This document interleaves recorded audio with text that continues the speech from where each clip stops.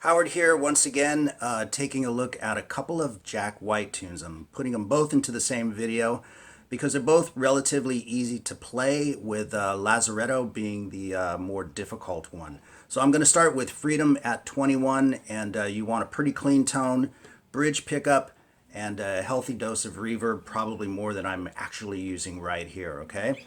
And the riff goes like so.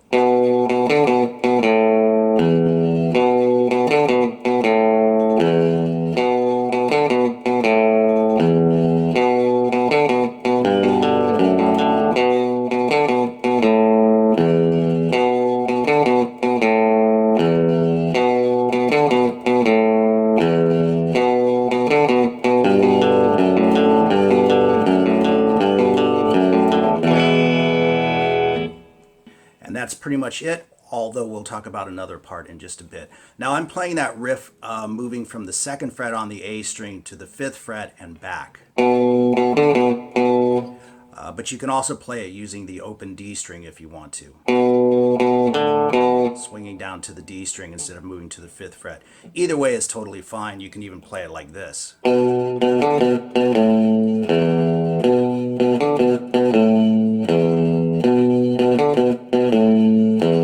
My chosen way just happens to be 2 to 5 and back. So you play the riff 3 times. And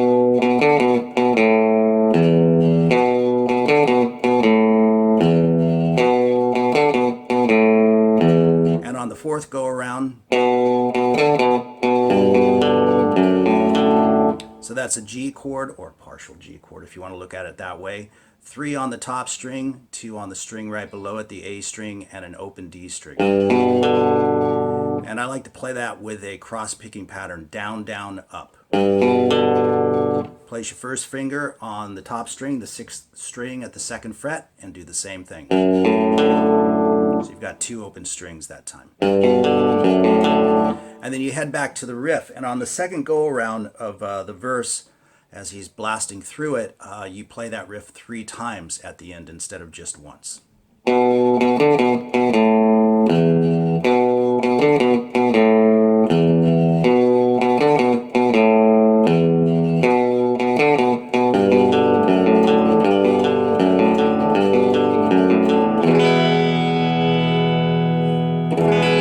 Right into a big E chord, okay? And there's a lot of guitars going on in this, of course. He's got some crazy, wild guitars, particularly the solo with the whammy pedal. I don't have a whammy pedal, so I won't be covering that. But he kind of uses the whammy pedal again at the end to play the riff in an octave with a sort of weird little dissonant attachment to it, if you will. But you can emulate that on the guitar by just playing it like this.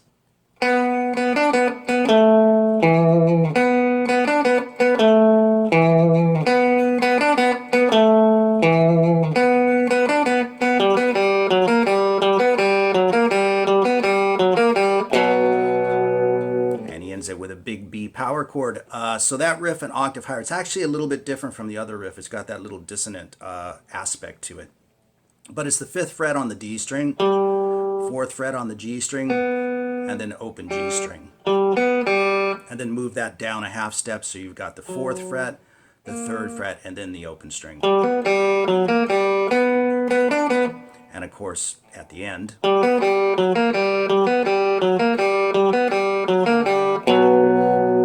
big B power chord, 2, 2nd fret on the A string, and then 4 and 4, 4th fret on the D string and the B string. Now, Lazaretto is a bit of a different scene. It's a heavier track overall, still a healthy dose of reverb, bridge pickup, all of that stuff. But he's got a little bit of gain on the guitar, a little bit of distortion, which gives it a nice edge.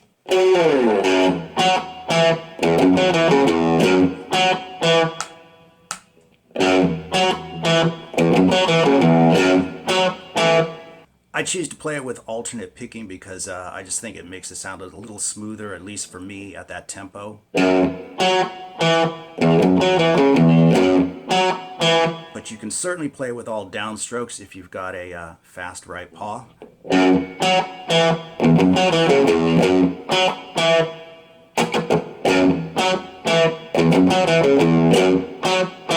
either way is certainly acceptable, okay?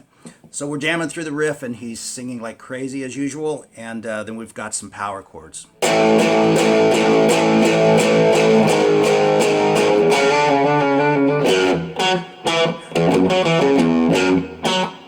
Now I played the slides as octaves, which I'll talk about in a second here, but first we've got the power chords.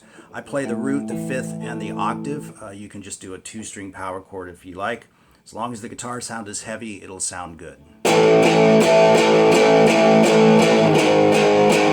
We move it down a half step, so we've got A down to G sharp.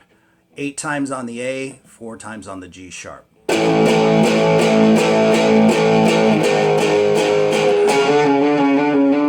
So what I'm doing there, I don't know if he actually played it in octaves or it's just another guitar popped into the mix or whatever. But if you want, you can just play the single note, 4th fret to 5th fret, just sliding back and forth, like 4 times.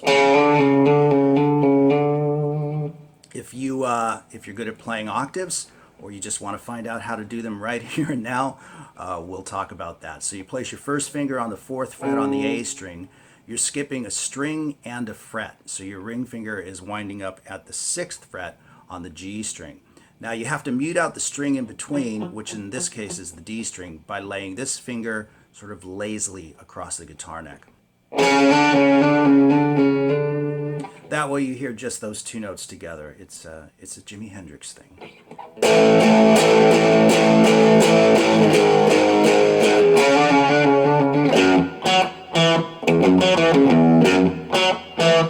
And so forth and so on.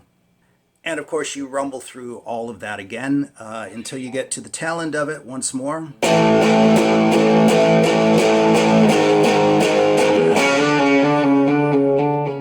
You just kind of slow that down lazily, and then he introduces the middle riff.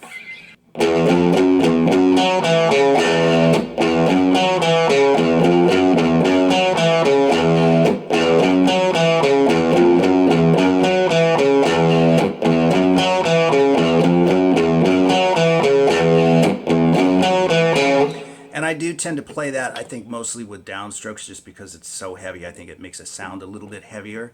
But it's similar to the other riff, just more laid back and involves the octave thing and all of that.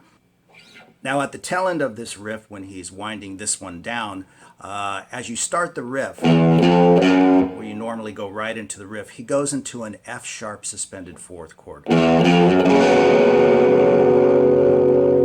And that is played with your first finger on the top string, 2nd fret, and then using your ring finger, you're barring straight across at the 4th fret with the A string, the D string, and the G string.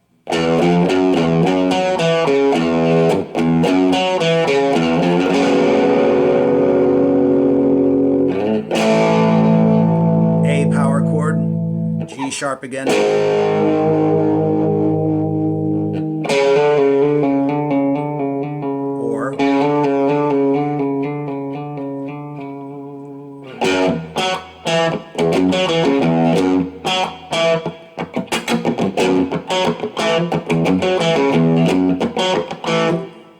And on it goes. So I think that covers all of the riffs. Once again, he takes a crazy Jack White guitar solo in the middle.